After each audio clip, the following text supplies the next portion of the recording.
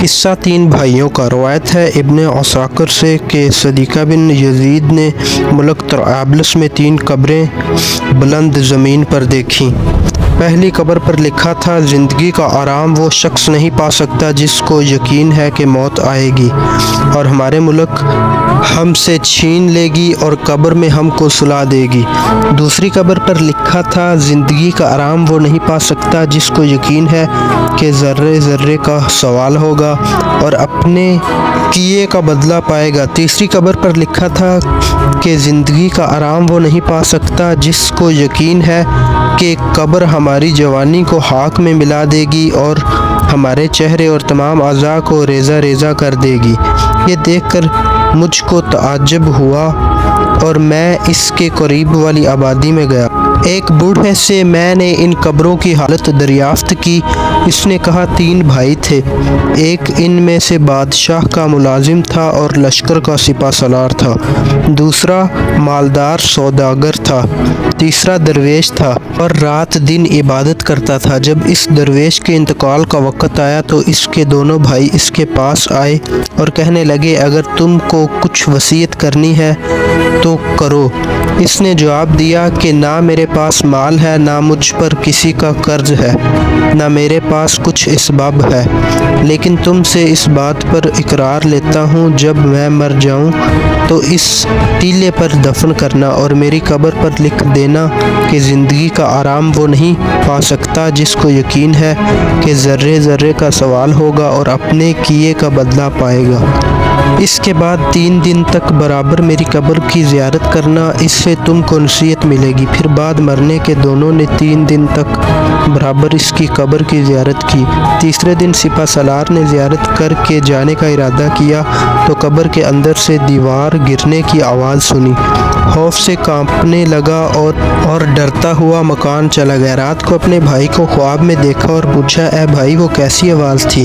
کہا کہ فرشتے نے مجھ سے کہا کہ فلاں دن ایک مظلوم نے تجھ سے فریاد کی تھی اور تو نے اس کی مدد نہ کی، یہ کہہ کے ایک گرز مارا۔ یہ آواز اسی گرز کی تھی۔ جب صبح ہوئی تو اس نے اپنے بھائی سوداگر اور اپنے دوستوں کو بلا کر کہا کہ اب میں تم لوگوں کے درمیان نہیں رہوں گا اور بادشاہ کی صحبت اور ملازمت کی مجھ کو کوئی حاجت نہیں۔ اسی وقت دنیا کے عیش و آرام کو چھوڑا اور پروردگار کی عبادت میں مشغول ہوا اور پہاڑ کا راستہ اختیار کر لیا۔ جب اس کی وفات کا زمانہ آیا تو اس کا بھائی سوداگر آیا اور کہا اے بھائی اگر کچھ وصیت کرنا ہو تو کرو۔ اس نے جواب دیا کہ میرے پاس نہ مال ہے نہ مجھ پر کسی کا قرض ہے، لیکن میں تم سے اقرار لیتا ہوں کہ جب میں مر جاؤں تو میرے بھائی کی قبر کے پاس مجھ کو دفن کرنا اور میری قبر پر لکھ دینا کہ زندگی کا آرام وہ نہیں پا سکتا جس کو یقین ہے کہ موت آئے گی اور ہمارا ملک چھین لے گی اور ہم کو قبر میں سلا دے گی اور 3 دن تک میری قبر کی زیارت کرنا۔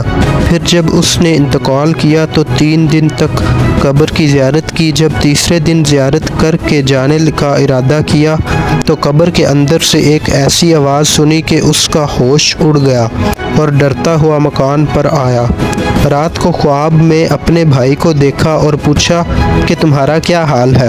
کہا اچھا ہوں، توبہ سے میرے سب گناہ معاف ہو گئے ہیں۔ میں نے پوچھا میرے بھائی کیسے ہیں؟ کہا وہ نیک لوگوں کے ساتھ بڑے درجے پر ہیں۔ پھر میں نے پوچھا کہ میرا حال کیا ہوگا؟ کہا جو جیسا عمل کرے گا ویسا بدلہ پائے گا۔ تم کو لازم ہے کہ فرصت کو غنیمت جانو اور نیک اعمال کا توشہ تیار کرو۔ جب صبح ہوئی تو اس نے بھی دنیا سے منہ پھیرا اور اپنا کل مال فقیر و مساکین کو تقسیم کیا اور اللہ تعالیٰ کی عبادت میں زندگی بسر کی۔ جب اس کے انتقال کا وقت آیا تو اس کا لڑکا آیا اور کہا اے باپ کچھ وصیت کیجیے۔ باپ نے جواب دیا کہ میرے پاس مال نہیں کہ وصیت کروں، لیکن تجھ سے اس بات کا اقرار لیتا ہوں کہ جب میں مر جاؤں تو اپنے دونوں چچا کی قبر کے پاس مجھ کو دفن کرنا اور میری قبر پر لکھنا کہ زندگی کا آرام وہ نہیں پا سکتا جس کو یقین ہے کہ قبر ہماری جوانی کو خاک میں ملا دے گی اور ہمارے چہرے اور تمام اعضاء کو ریزہ ریزہ کر دے گی، اور 3 دن تک برابر میری قبر کی زیارت کرنا۔ جوان لڑکے نے 3 دن تک قبر کی زیارت کی۔ تیسرے دن قبر سے ایک اور خوفناک سی آواز سنی اور غمگین ہو کر آیا۔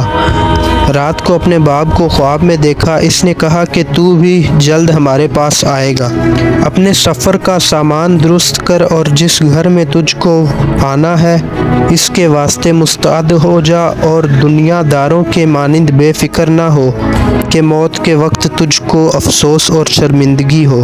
جلدی کر اور جلدی کر اور جلدی کر۔